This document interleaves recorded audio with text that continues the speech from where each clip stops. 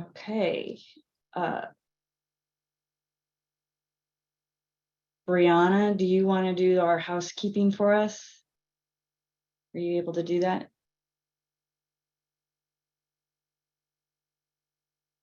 Yeah, absolutely. Hi, everybody. Welcome to the marketing engagement for Texas Digital Identity Solution, otherwise known as TDIS/IAMA. Today, we're going to get started and just making sure that everybody can hear me. So can everybody please raise their hand? Okay, good. Go ahead and lower your hand. This is going to be recorded, and we are going to post this recording to the YouTube. So we will be sending out the presentation, and it will be recorded.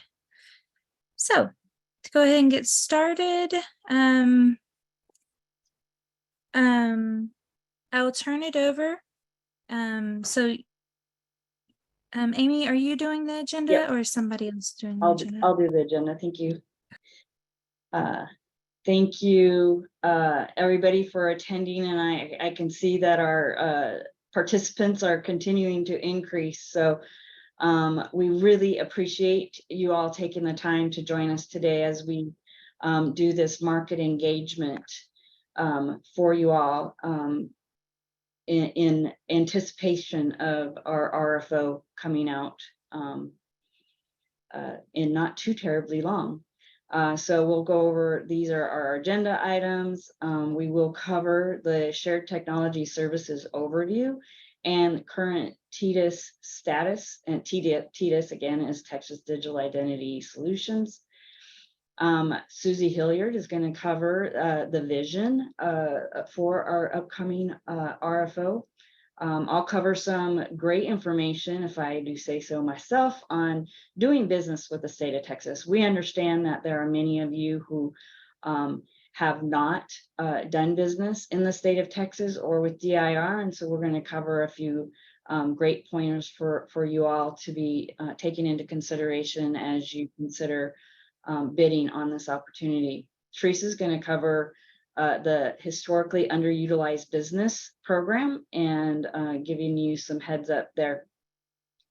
And then we'll cover some next steps.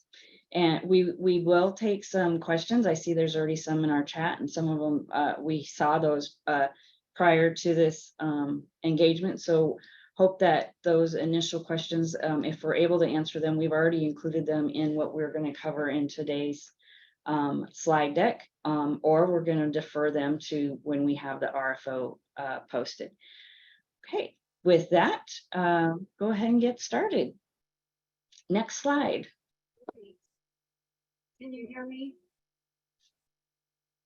Just barely, if somebody's talking. Amy, can you hear me? Yeah. Or is it not working? You're very, it's hard to hear you. It sounds like you're far away. I believe that's Sally. Yes, let me try something else. Okay, I can hear you a little better there. I'll give you a chance to get ready as I cover the. Okay, can you hear me now? Yeah, Sally, we can hear you. Perfect, thank you. Okay. You want to move to the next slide? Yeah, Sally, I'm going to cover the purpose here. Thank you. Next slide, please. Okay. So as I kind of suggested already, we are anticipating releasing an RFO for the Texas Digital Identity Solution and Identity Access Management and Assessments, which should be released. Actually, we have this date wrong. We are anticipating releasing this summer. Sorry, y'all, as I read this. The RFO will be released this summer, probably mid-August, early mid-August. Sorry, we'll fix that before we send our slides out. Okay, with that, there's nothing to bid on right now. Okay, we have substantially written this RFO. We've sent it to what we call a contract advisory team per the procurement and contract management guide process. And once those reviews are complete and we incorporate feedback, we will be posting the ESVD. Again, that should be very early August, actually. We understand that there are obstacles when it comes to making your bid, no bid decisions. And sometimes more time is needed for a prime contractor to team up with subcontractors. So in an effort to help you check those boxes off on your bid, no bid decision, we do these procurement or these market engagement events so that we can share some of the vision and the direction that we're going in the procurement. And we're really seeking increased participation in providing responses to this procurement, and with the end result of us getting a better value for the state. I do want to make sure that you all know today that we're trying to provide you information for you to begin scoping out the project. There's no quantities, requirements, services, or commodities implied, inferred, or guaranteed here. The RFO will rule anything shared here today. We're happy to take questions throughout the session, and we'll try to answer them at our discretion. If a question takes us toward contemplating of requirements, we may decline to answer in an effort to keep the procurement clean. Again, we will be posting today's slide deck with attendance to the ESVD, and a recording will be on our YouTube channel as well. So again, thank you all for coming today and participating with us as we try to engage our market community to prepare for this RFO. And now I'm going to turn it over to Sally, who's going to cover the Shared Technology Services overview. Thanks, Amy. I'm Sally Ward. I'm the Director of Shared Technology Services Vendor Management Office. If you could go to the next slide. I wanted to give an overview of what the current status is of this application and service. We do have a shared technology services program where we have multiple best-in-breed providers giving services to governmental entities through our single multi-sourcing services integrator, or MSI model. We have data center, which includes all the things in the blue box to the left, Texas.gov, managed security services, and open data portal. Currently, Texas Digital Identity Solution, or TDIS, is provided through our Texas.gov services contract, which is held by Deloitte. Next slide. With this procurement, we intend to remove Texas Digital Identity Solution from Texas.gov's contract and make it its own service component. So you'll notice we added a box that's called Digital Identity. In that box, we are attempting to articulate all the services that are in this scope of work for this RFO. We currently include TDIS, Texas Digital Identity Solution, as well as Identity Access Management Assessments. So you will see the acronym TDIS/IAMA, and it's referring to what we're calling here, just in short term, digital identity. Next slide. The shared technology services has a specific value for the state, and this is our value model and value proposition. What we provide our customers is the ability to share in technology services that are secure, reliable, cost-effective, and modern. Our customers then receive the benefit of volume discount pricing, as well as standardized processes and best-in-breed model. Go to the next slide. Our current Texas Digital Identity Solution is through texas.gov services, and it provides multi-factor authentication and single sign-on access to Texas government organizations and their employees. It enables secure access to certain authorized systems. Our current solution includes access management, identity management and governance, a user dashboard, and centralized audit log collection and alerting. Our current system is hosted in the DCS public cloud. What that means is our public cloud manager manages the infrastructure that's in this solution. That infrastructure is in AWS, and we are using a ForgeRock tool as the basis for our MFA. You can go to the next slide where we're going to talk about the vision, Susie. Hi, everybody. My name is Susie Hilliard, and I'm the Deputy Chief Information Security Officer, and I head up security services that our team provides to state agencies and universities. And let's go ahead and go to the next slide. So again, this is vision of the shared services, like Sally was talking about earlier, really kind of using the best in breed program. But what we are looking for is maintaining, deploying and developing further installations of TDIS to DIR customers.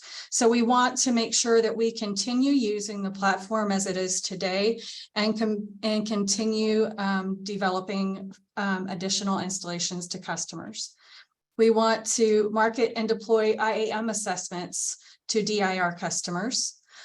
We are looking to integrate TDIS services into the shared technology services program that Sally showed earlier. And it will be under the multi-sourcing services integrator operating model. We would like the successful respondent to participate in the outreach and growth program, marketing TDIS and IAM assessments to our customers, and again, providing that technology evolution and roadmap for the TDIS solution and for IAM assessments throughout the contract term. Next slide, please. When we're looking at identity access management assessments, we are looking at really kind of working with our customers to assess their current IAM environment and really take a look at where they stand today, how they can better close security gaps and risks in their identity management, define more rigorous IAM security standards, and provide recommendations to the customer so that they can better secure and manage their identities. And we're hoping that the end result of the assessment gives them a real working product to help improve their security, their overall security, and minimize risk of breaches and attacks. And we want to prepare the customer for the level of effort that will be needed to implement those proposed recommendations. Next slide, please. This slide shows you kind of the vision of where what we are looking to achieve with this procurement. We are wanting to provide state-of-the-art multi-factor authentication offering. We want to assess the customer's capabilities and demands to inform the platform roadmap and really kind of show us where we're going to go in the IAM offering and the multi-factor authentication services that we are offering. Our desired outcome are security, innovation, reliability, cost-effective, and program growth, which I'll talk about a little bit more on the next slide. And then looking at critical success factors. What do we need to have in this program? We need delivery on schedule. We need customer adoption. We want a simple pricing model. We need to formalize our IAM governance structure. And we want stability during transition. We want to make sure that that transition goes smoothly and keeps our current customers on track. And we need high availability for this. Next slide. Here are desired outcomes, and just kind of talking a little bit more about those. When we're talking about security, this is really kind of securing access to state systems. We want a standard and consumable MFA and single sign-on solution. We want identity and access management assessments aimed at really kind of showing our customers, again, showing them where they're at today and what they need to do to get to a pretty decent future state and mitigate any IAM issues. We want innovation. We want to quickly, we want the ability to rapidly onboard and offboard new employees. We want to expand capabilities and making sure that we are really working on that technology evolution piece. We need the system to be reliable. We do have current customers on the system today, and we need to make sure that we don't disrupt their business. We need the program to be cost effective. We want to have a standardized pricing model that customers can easily digest and understand. And we want a TDIS as a service offering. And then finally, program growth. We want to really expand the use of identity management. We really want to get word to our customers out there that this solution is available, and it's using a common framework to identify IAM needs and expanding our customer education and outreach to make sure that our customers are aware of the solution and see where things are good fits for customers. And I think that's pretty much my last slide. The next slide is a summary. In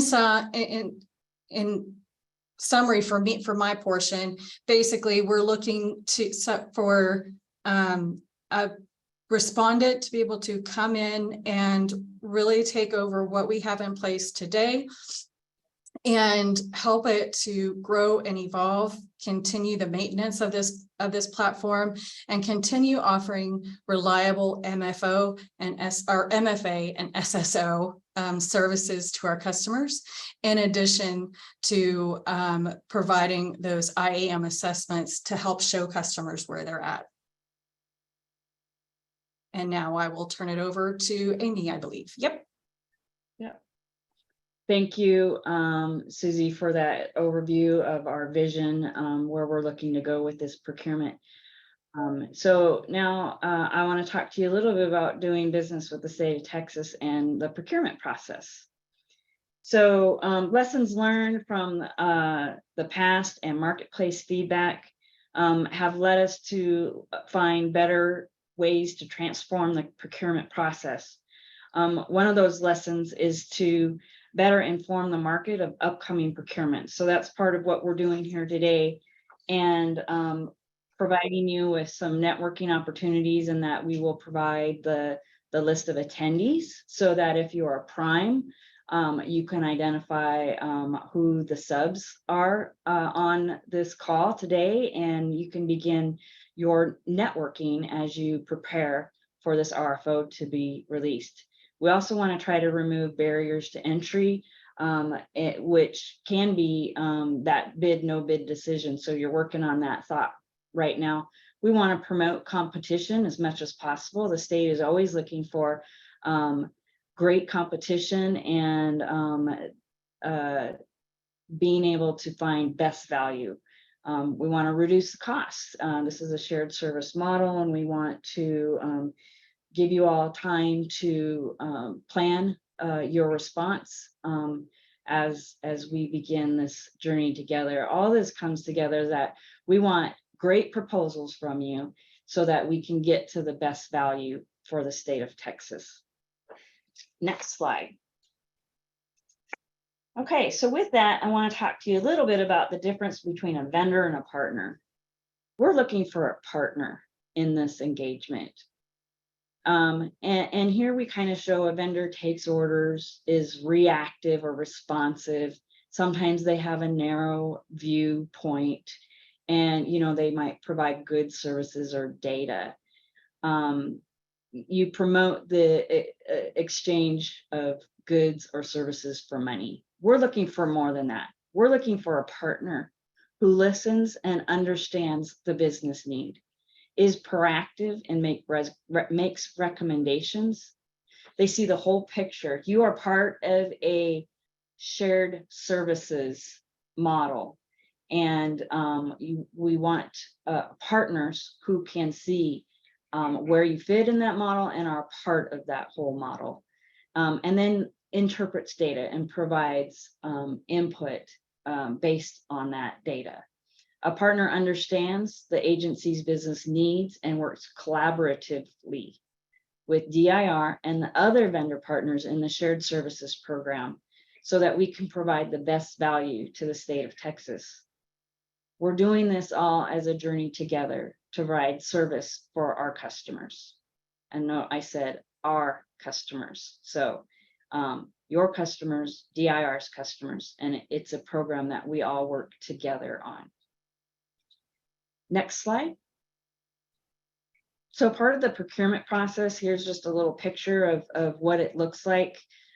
We are in planning right now in that we're doing market engagement. If we were earlier in the process, we might have done an art of the possible or request for comment. And this is also considered a pre-proposal conference. During this time, we're also, like I said earlier, we have sent our RFO to the contract advisory team for their feedback. That's a state procurement process. And so that's the stage we are at with this procurement. During the solicitation, we'll have a question and answer period. We'll do a solicitation conference. We will provide detailed response instructions in the RFO, and we'll provide you with the items that we are looking at evaluating you on. And we're looking for value add. During the evaluation phase, we always do an administrative review, and I'll tell you, this is where some proposals don't make it past an administrative review. That means you've signed your response, you've provided all the required forms and signed all the required forms required. There are pass-fail criteria where if a response has not met those criteria, which will be identified in the RFO, you may not make it any further. There's a potential of asking clarification on certain things if we see something missing in the response that we're able to ask for clarification. We will conduct our evaluation. You may be offered an opportunity to present, or you may not. Well, that's part of, we'll have that information in the RFO. And then once we go through what we call discussion sessions and down selects, we then move into negotiations and then onward to an award. Next slide.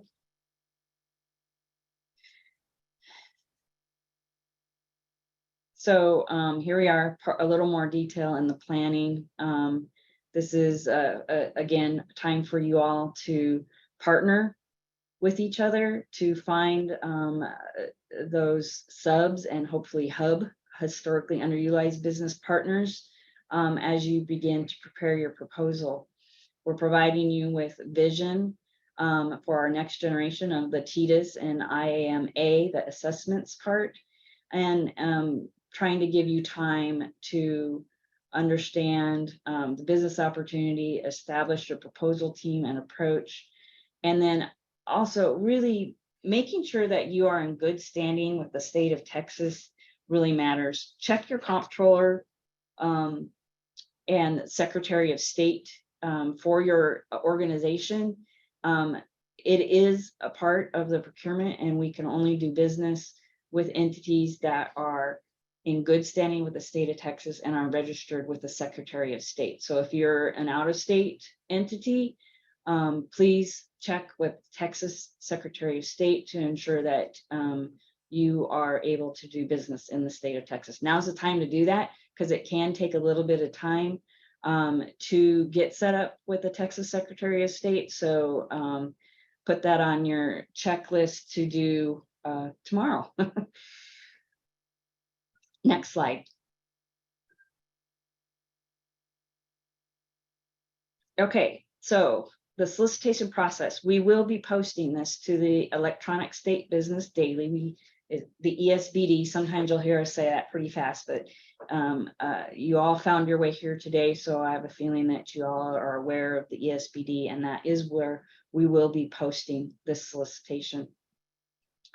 The solicitation will provide background requirements, response instructions, that high-level evaluation criteria, key dates associated with the procurement, and potential contract documents. It will include what we call a managed services agreement, the MSA.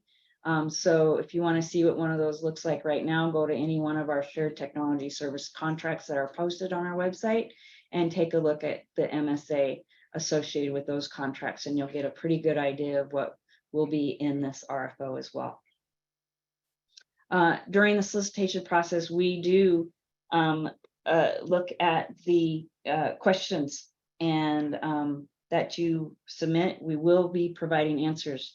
I really want to encourage you to take advantage of the Q&A process in an RFO. This is where you can ask questions that might help you eliminate assumptions in your response. And by eliminating assumptions, you are reducing risk and hopefully reducing your price as well. Really, please do take advantage of the Q&A process that we'll have in the RFO. If something's not clear in the requirements in the RFO, make sure you ask us a question. We want, if you don't understand something, we want to make sure that we provide a clear request for responses. We do post the addendums to the ESBD, so be sure to monitor the ESBD for updates. I'll say an example is we are in one right now. I believe we had 7 addendums to that, and with those addendums, we will be answering questions. We will be providing clarity perhaps on some of the requirements. And oftentimes throughout the solicitation process, we are adding information to what we call a data room. And I have a slide to talk about that in a few minutes. But all that information is provided in those addendums. So please check it often to stay on top of it. We might have, an addendum 2 days in a row. So do check it every day during this process. We will have a point of contact. Donica Moffaden is point of contact for this procurement. Do not try to contact anybody else at DIR. Doing so could lead to a disqualification. Next slide. Okay, there's that digital data room I talked about just a moment ago. We will be adding information to it. You all as respondents are asked to sign a non-disclosure agreement in order for us to give access to this information. Sometimes this information can be somewhat secure in nature, and we do not want to limit folks' access to this information to be able to freely respond to our procurement, but we do have a duty to keep some of this information in a secure fashion. And so we will have an NDA for you all to sign. And I'll just say we're not real open to modifications to that NDA. And it is required to get access to the data room. Again, make sure that you have registered with the Secretary of State to do business with Texas. Updates will be announced via addendum. And again, I say this often to avoid missing important procurement related information. Check the ESBD regularly. Next slide. Okay, be sure to tailor your response to the stated goals and objectives. Make sure that you have looked at the response instructions and provided responses to everything we have asked for. Neglecting to comply with this, neglecting to provide information that we've asked you in the response instructions could lead to a lower score in the evaluation, because we are specifically looking for that information when we're doing the evaluation. Again, the managed services, the master services agreement is used across all the shared technology services program. So we keep those consistent across all those contracts. So excessive or material exceptions could hamper further consideration of your response. So talk to your legal team and make sure that what they are taking exception to, if anything, in the master services agreement is reasonable and it doesn't really conflict too much with the intent of having the same services agreement across all of those contracts. Review your response, review it again, proofread it, please. Don't submit an incomplete response. Make sure it's fully comprehensive with everything we have asked for. Acknowledging addenda is not a disqualification factor, but it does help us understand that you have read all the addenda. You are responsible for reading all the addenda, and that when you sign your agreement and you submit a response, you are bound by all the addenda that we have posted on the ESBD. Okay, next slide.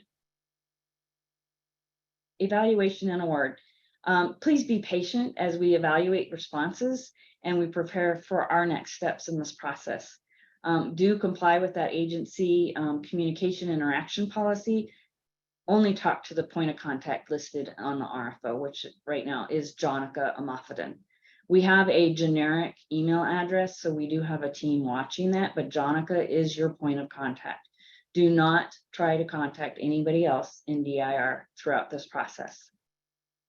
Part of evaluation as we continue each step during the procurement process is we may conduct discussions and which we may clarify DIR response requirements, or we may get clarification and understand your response better.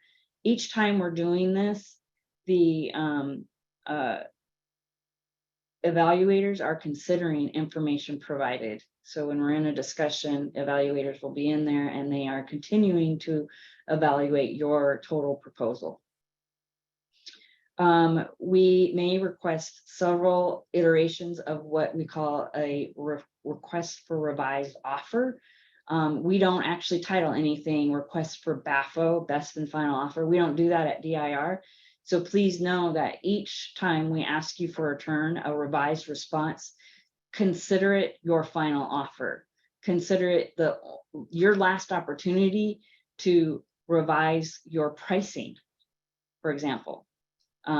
If you think that you're going to be able to do another turn and revise your pricing down the road, and you didn't give us the best offer you could on that turn, you might not make it to the next round. So treat each time you turn a response in as your final offer. Throughout this process, we do help you eliminate assumptions so that each time you turn a revised offer to us, it is tighter and a better response and offer to us. We do consider any new information obtained orally or in writing throughout this process. So it is an ongoing evaluation. We may ask respondents to participate in sessions with a current vendor or others as appropriate to further clarify respective roles prior to the award. This sometimes we call integration sessions. We'll have some due diligence where you can further refine your questions as we go through the process. Because we have a shared services model with the multi-sourcing services integrator, most likely we will have an opportunity for you to sit down with the MSI and understand the different roles that they provide and the different roles you would be required to provide as part of this contract. Next slide. Okay, some resources for you. You can always check the Texas Open Data Portal at data.texas.gov for quite a bit of information about DIR, the sales and information through all the different kinds of contracts. And we really do encourage you again to check the ESBD daily during this whole process. On our website, we have a page that we call the Schedule of Solicitation Opportunities. It's under the information for vendors. We will have a link to where the ESBD postings are on that page. So it is another entry point and resource for you to get to this solicitation. Again, more information about how to do business with the state of Texas can be found at the Comptroller's website. They have a page under their purchasing area. If you go to vendors and then more information, you can understand what it's like to work in Texas and understand the procurement process. The Texas Procurement and Contract Management Guide is available on the Comptroller's website as well. If you're curious about how state procurement works and the laws and statutes that we are required to follow throughout the process, great resources. If you want to know how we do it, that's how we do it. We follow the PCMG, the Texas Procurement Contract Management Guide. Okay, next slide.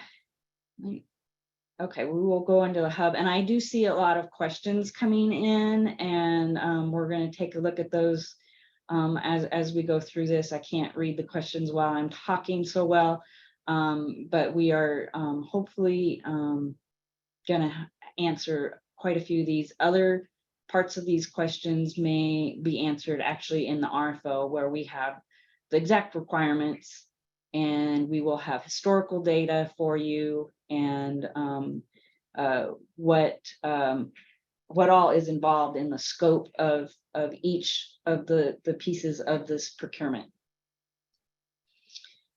Okay, Teresa, I will hand it over to you. Thank you, Amy. Hi, my name is Teresa Williamson. I'm the Hub Program Manager. Let's talk about the Hub Program. Next slide, please. The state of Texas has a HUB program. It is a good faith effort program and is not a set aside. The state of Texas has a HUB certification. So if you are a minority, woman, or service disabled veteran owned business, own, operate, and manage 51% of your business, and your primary location is in Texas and are a for-profit business, please look into getting your HUB certification. Prime vendors are looking to partner with HUB certified companies, and our customers are also looking to partner with to utilize those HUB certified companies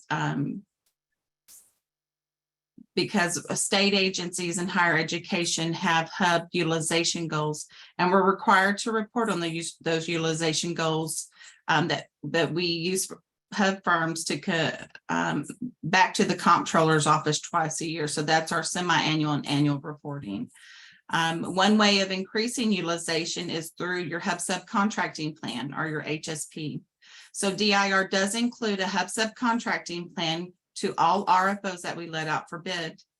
That means you, as a prime vendor, must complete the HSP in order for your response to be accepted.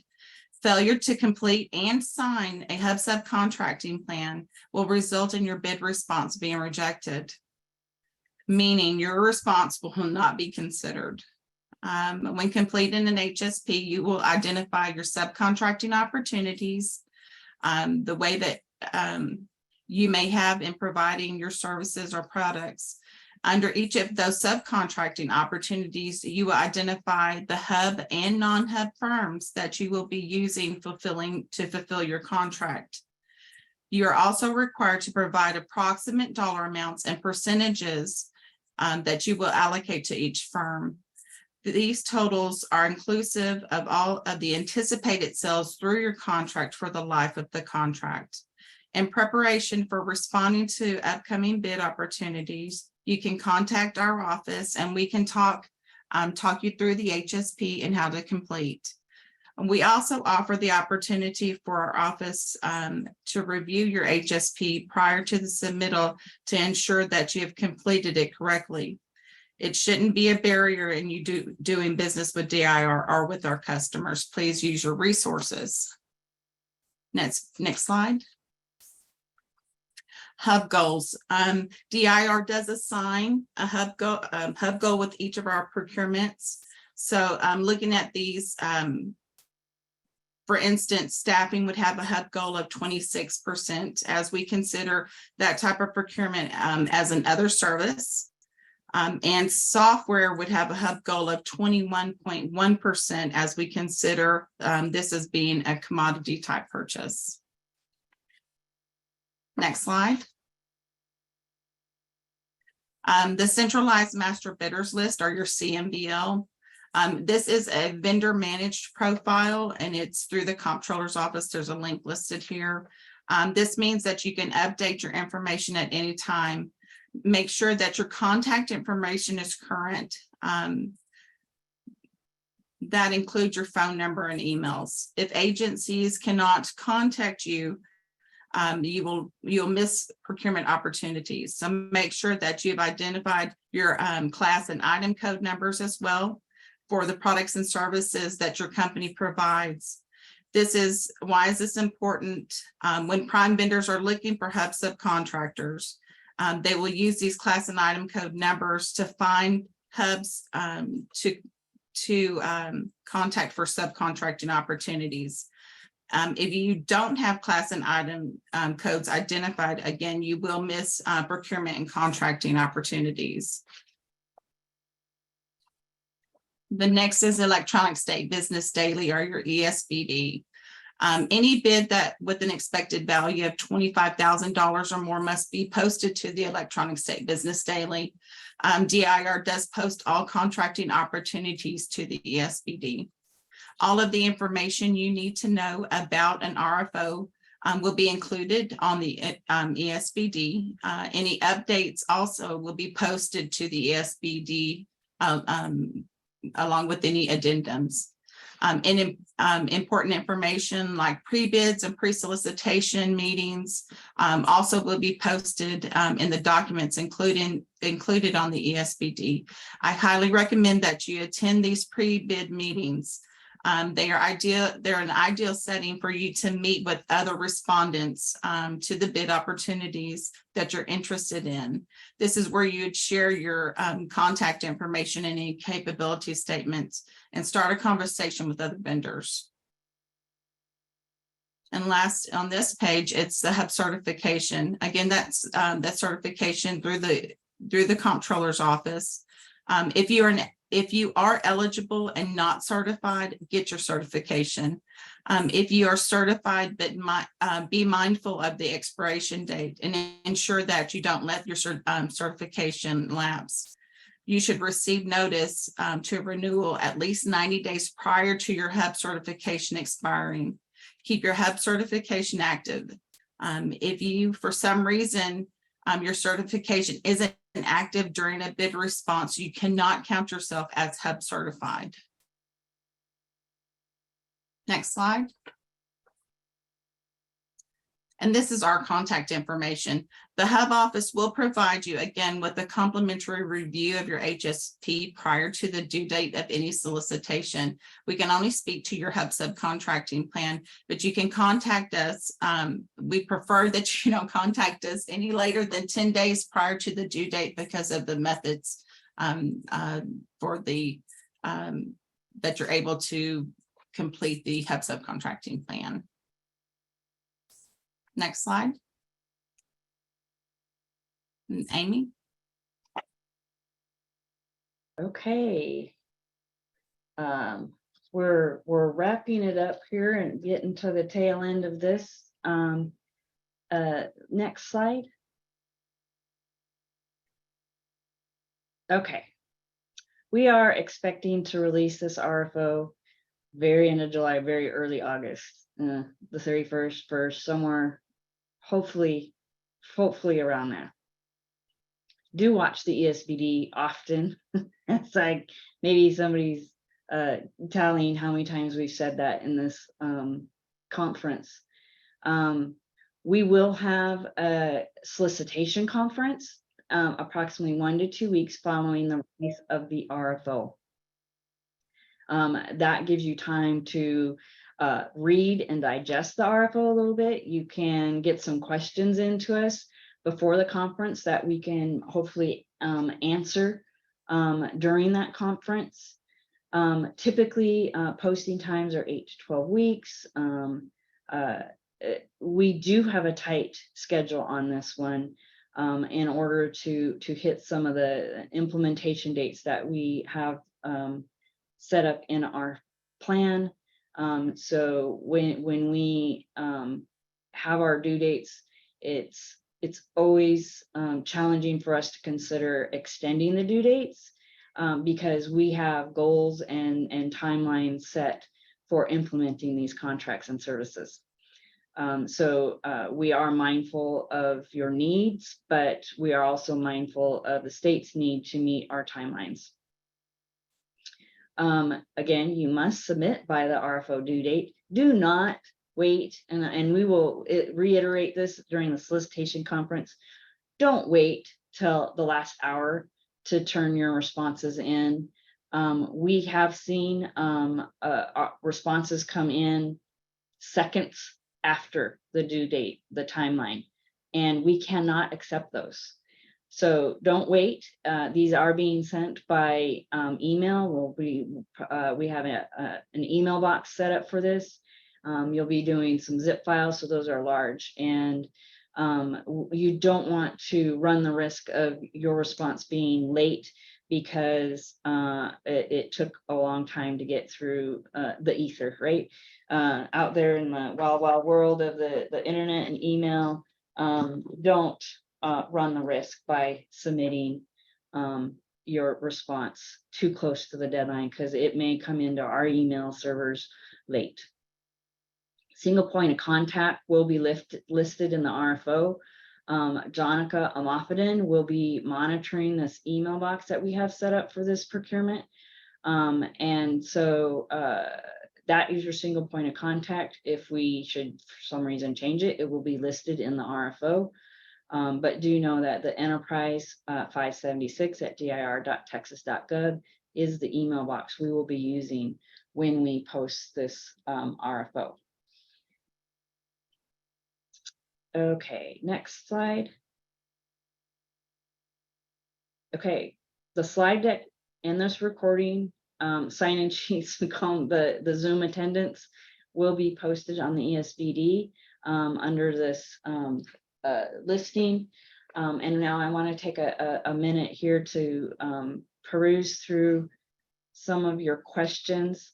I am seeing some of these as really content that will be provided in the RFO, the scope of the RFO. Today we've provided you with the vision and direction so that you can begin preparing and developing your team that's going to respond to these. Many of these questions, like I'm seeing how many IAM assessments does DIR anticipate? That's something that will provide information for you in the RFO and in the data room. So volumes and stuff like that, you will find once we post the RFO.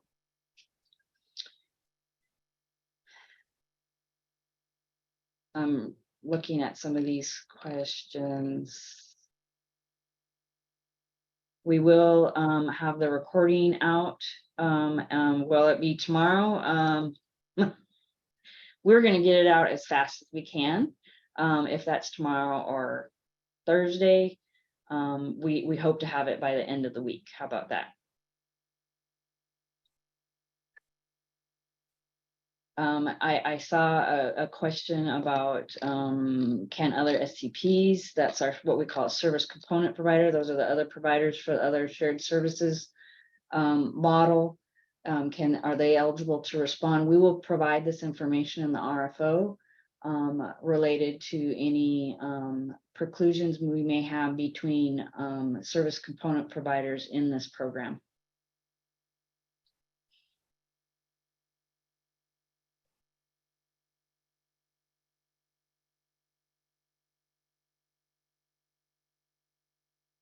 Sorry, I'm taking time to read some of these questions to see if I can answer things.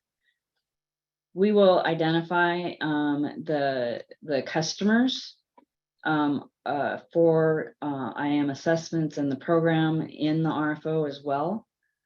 So that information will be coming out in the RFO.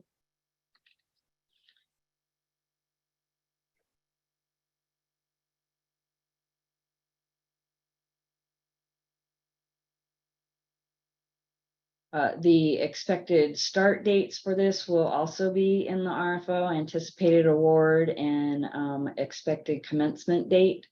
We will provide in the RFO.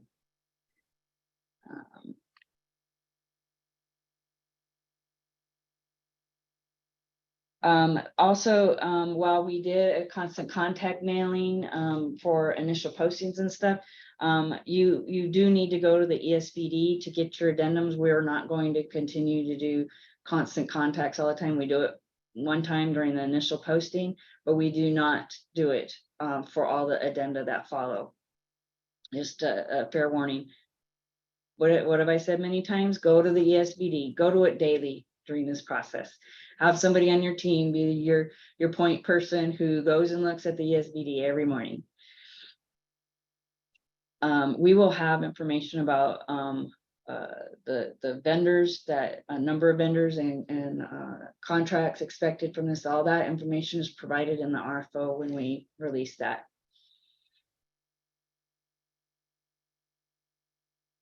Hey, Amy, it's Herschel. Yes. There's a question about a potential conflict there or restriction to submit the RFO based on the individual or company working for HHSC. I think that's a very difficult question to answer without specifics, and you would need to consider things beyond our answer as it pertains to DIR. Part of it depends on what your relationship and agreement is with HHSC as a contract employee. We would not restrict submission of an RFO because someone or a company is employed by another agency. There may be some restrictions in the RFO as it pertains to conflicts related to the scope of the services themselves. Yes. Thank you, Herschel. Where can the details be found on the current solution? Do we have? So Anybody? Amy, this is Susie. That will be, all of that information will be put into the data room. Yeah.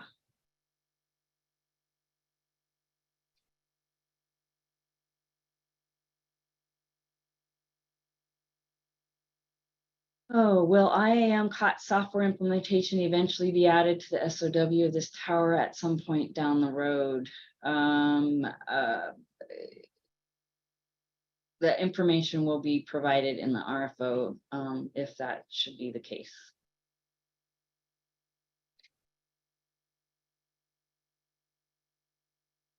Yeah.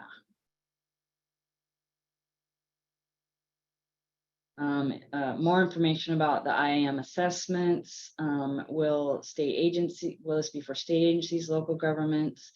What's the desired outcome? How to lead DIR clients' ability to acquire IAM solutions? We will have a full description of the scope of what we're anticipating for that section of the requirements in the RFO.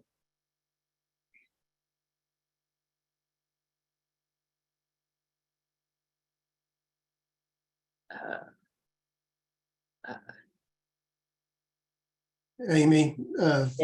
personally again, and a lot of these, and Amy's sort of answering the questions, I guess, by deferring the answers to the RFO. A lot of these questions, and I understand why you're asking the questions. I just want to reemphasize that this is a pre-solicitation conference. The RFO has not yet been even published. Once it's published, you'll have an opportunity to review it and submit additional questions. Hopefully, many of the questions that you have today, again, appropriate questions. The timing's just off a little bit. This is really just to give you that advance notice that Amy described with respect to running it up your own internal organizations, determining to what extent your company is interested in pursuing this, the opportunity for you to plan for that proposal team to get established, to better understand the nature of this upcoming procurement. And as Amy also said, to identify potential teaming partners, prime subcontractors, hubs, et cetera. So this is really an engagement sort of event. It's to give you an opportunity about something that's coming. It's not really designed to communicate the specifics of the scope of the procurement. Certainly the timeframes are a little bit loose because we rely on outside reviews, which we cannot dictate the specific timeframes. And depending on the nature of that review, there may be some additional changes that we have to make to the solicitation before it's posted. But this team is dedicated to moving that along as quickly as it can. Thank you, Amy. Yeah, thank you, Herschel. Kind of got us back on track there. Again, we really appreciate all of you attending and taking the time to be with us here today. We are excited about this RFO coming out, and really excited about how many of you are on here, because we do want to seek a good amount of competition on this, and know that there are hubs in here. So for those of you who are primes, there are hubs in this forum who are looking for partnering opportunities, and all the attendee information will be posted along with the slides and the link to the recording. Again, thank you all for taking time to spend with us today, and we look forward to seeing you at the solicitation conference once we post the RFO. Thank you. That concludes our session today.